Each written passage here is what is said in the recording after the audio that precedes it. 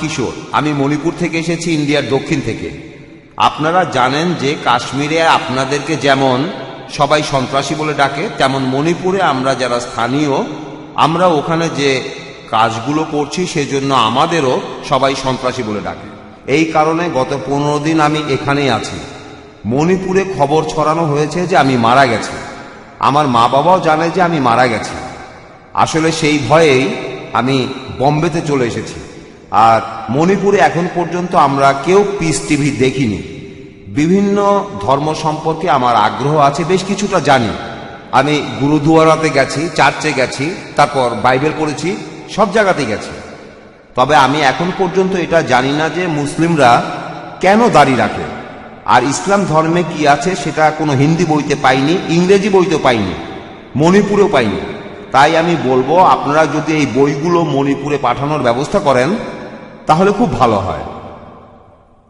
আর আমি যদি এখানে হিন্দি বা ইংরেজিতে কোনো বই পাই তাহলে আমি সেটা কিনতে রাজি আছি। ভাই, আপনি প্রশ্ন করলেন যে কাশ্মীরে যেমন মুসলিমরা যুদ্ধ করছে, জিহাদ করছে, একইভাবে মণিপুরের অধিবাসীরাও যুদ্ধ করছে, লড়াই করছে। আর উনি মণিপুর থেকে চলে এসেছেন, এখানে এসেছেন মণিপুরে বিভিন্ন ঝামেলার কারণে 15 দিন এখানে আছেন। তিনি ইসলাম সম্পর্কে জানতে চান। আর উনি জানতে চেয়েছেন যে মণিপুরে কেন পিস টিভি দেখা যায় না, হ্যাঁ, আর জানতে চেয়েছেন যে মুসলিমরা কেন মুখে দাঁড়িয়ে রাখে। আপনার প্রশ্ন দুটো।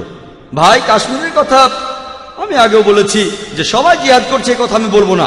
সবাই কিন্তু জিহাদ করছে না। এক মিনিট, আমার কথাটাকে ভুল বুঝেছেন। আমি বলছি আপনারাই ঠিক করছেন। আপনার প্রশ্ন বুঝতে পেরেছি ভাই।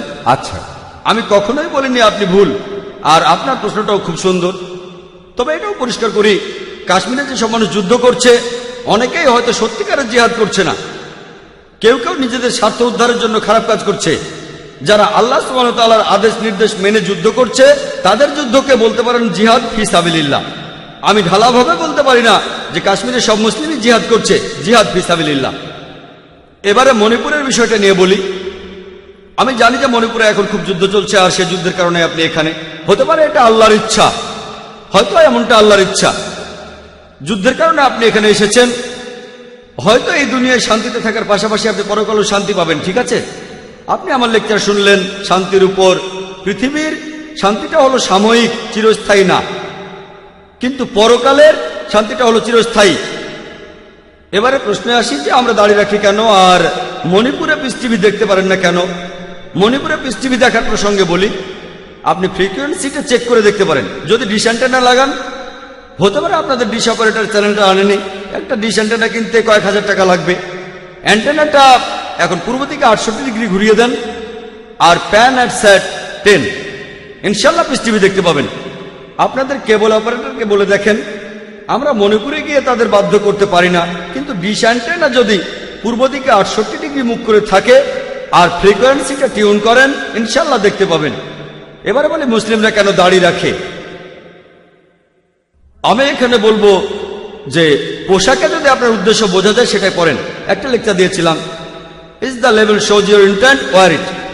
যেমন ধরেন, যদি কোনো কনফারেন্সে যান, বিশেষজ্ঞদের দেখবেন তারা লেভেল পড়েছেন। আমি ডাক্তার, আমি ইঞ্জিনিয়ার, আমি একজন বিজ্ঞানী। এটা হলো অনুষ্ঠান ছাড়াই পরিচয়।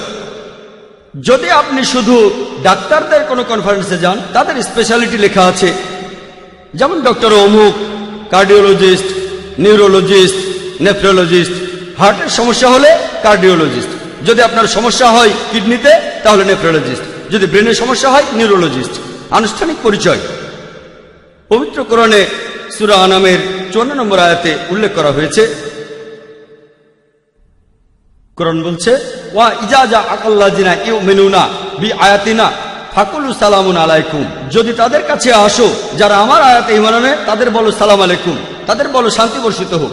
ইসলাম আমাদের বলে তোমরা বলো আসসালামু আলাইকুম, এটা শান্তির ধর্ম। কমপক্ষে প্রতিদিন প্রত্যেক মুসলিম অন্তত পক্ষে 5 বার সালাত আদায় করে।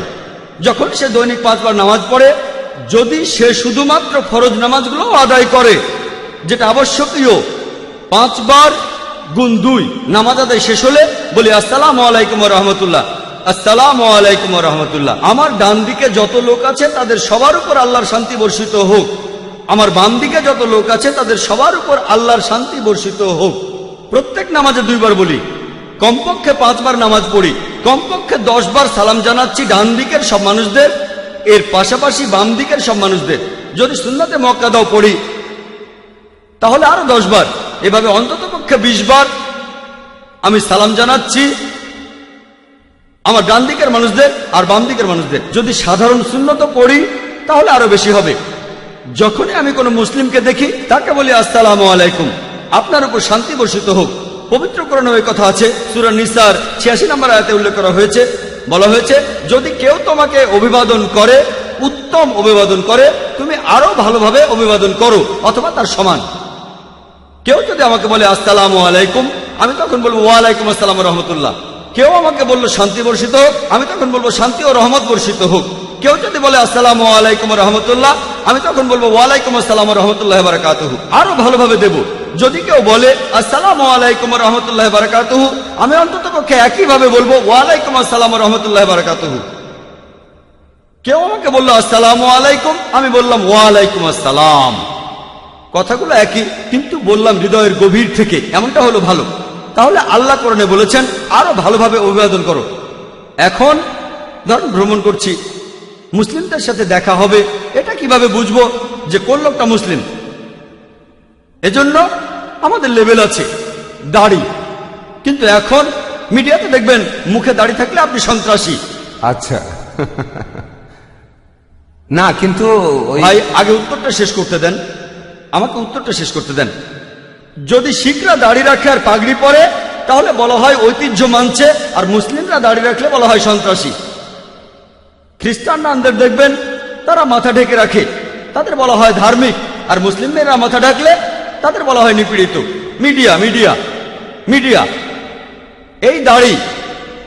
এই দাড়ি একটা মাছিরও ক্ষতি করতে পারবে না।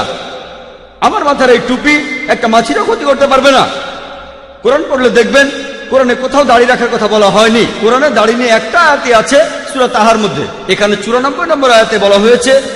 সেখানে মুসা আলাইহিস সালাম তিনি তখন দাড়ি ধরেছিলেন, তার ভাই হারুনের, ইহুদিরা বলে হারুন তখন বললেন, হে আমার সহোদর, তুমি কেন আমার মুখে দাড়ি ধরেছ? শুধুমাত্র এই আয়াতটাতে দাড়ির কথা আছে। আমাদের প্রিয় নবীজি বলেছেন, সহিহ বুখারীতে আছে 7 নম্বর খণ্ডের 780 ও 781 নম্বর হাদিসে আমাদের প্রিয় নবীজি বলেছেন, পৌত্তলিকরা যে কাজ করে তার বিপরীতটা করো। তোমাদের গোঁফ ছোট করে ছাটো আর দাড়ি রাখো। যেহেতু এটা নবীজির নির্দেশ, আর আল্লাহ কোরআনে বলেছেন আতিউল্লাহ ওয়া আতিউর রাসূল, আল্লাহ এবং তার রাসূলকে মান্য করো। নবীজি নির্দেশ দিয়েছেন, আমরাও মানব। আর এই দাড়ি থাকলে আমরা সহজে চিনতে পারি। অনেক লোক বিভিন্ন সময়, আমি যখন রাস্তায় হাঁটি, যখন বিদেশে যাই, তারা আমার টুপি আর দাড়ি দেখে আসসালামু আলাইকুম, আসসালামু আলাইকুম, ওয়ালাইকুম আসসালাম। এটা অনানুষ্ঠানিক পরিচয়। আমি শান্তি প্রচার করছি। আমাদের বুঝতে হবে যে এটা একটা অনানুষ্ঠানিক পরিচয়। আর একটা উদাহরণ দেই, একটা গাড়ি কিনলেন, আপনি যদি ডাক্তার হন, গাড়িতে ক্রস লাগানো থাকে কেন? এটা বোঝাতে যে গাড়ির মালিক একজন ডাক্তার। যদি আপনার ইমার্জেন্সি কাজ থাকে, আপনি গাড়ি থামাতে পারেন, তারপর সাহায্য চাইতে পারেন। সেখানে যদি কারো মুখে দাড়ি দেখেন আর মাথায় টুপি দেখেন, তাহলে বুঝবেন যে সে মুসলিম। আমার মনে আছে দাদা নানাদের জিজ্ঞেস করলে পাবেন, তাদের জিজ্ঞেস করে দেখবেন 50 বছর আগে, 100 বছর আগে, তারা আপনাকে বলবে যে অমুসলিমরা তারা যখন কোনো ট্যাক্সি ভাড়া করতে চাইতো, তখন একজন এমন ড্রাইভার খোঁজ করত যার মাথায় টুপি আর মুখে দাড়ি আছে, মুসলিম ড্রাইভার। এই লোক আমাকে ঠকাবে না। যদি তারা মুদি দোকানে কেনাকাটা করতে যেত, তারা এমন লোকের কাছ থেকে জিনিসপত্র কিনতো যার মালিকের মুখে দাড়ি আছে, মুসলিম। এই লোক ঠকাবে না। কিন্তু এখন যদি মাথায় টুপি থাকে, মুখে দাড়ি, তার মানে এই লোক সন্ত্রাসী। তাহলে ইসলাম সম্পর্কে অনেক বদনাম। এখন আমাদেরকে হারানো গৌরব ফিরিয়ে আনতে হবে। ঠিক, এটা আমাদের একটা লেভেল, এটা আমাদের নবীজির নির্দেশ, তিনি বলেছেন, সেজন্য আমরা এটা করি। এতে একটা মাছিরও ক্ষতি হবে না। এটা অনানুষ্ঠানিক পরিচয়ের একটা মাধ্যম যে আমরা মুসলিম, যাতে সালাম জানাতে পারি। আর যদি কোনো সমস্যায় পড়েন, যদি সাহায্য দরকার হয়, প্রতিবেশীকে সাহায্য করা মুসলিমদের কর্তব্য। সাহায্য চান মুখে দাড়ি মাথায় টুপি কারো কাছে, ইনশাআল্লাহ আপনি সাহায্য পাবেন। আশা করি উত্তরটা পেয়েছেন। ধন্যবাদ।